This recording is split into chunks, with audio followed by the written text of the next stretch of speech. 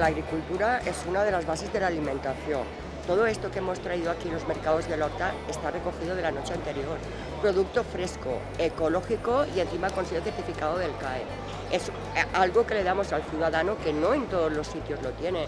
En los supermercados puedes encontrar una zona ecológica, ya está manipulada, ya está envasada. Aquí viene del campo a tu mesa, como aquel que dice. Pues veo la importancia de que esto se vaya promoviendo. Lo más importante es que, siendo venta directa, se beneficia el agricultor y nos beneficiamos los que compramos. Sí, es muy importante para apoyar a la gente en las granjas y con los productos muy naturales. Pues mira, me gusta comprar porque todo lo que compro de verdura me parece exquisito, porque es buenísimo.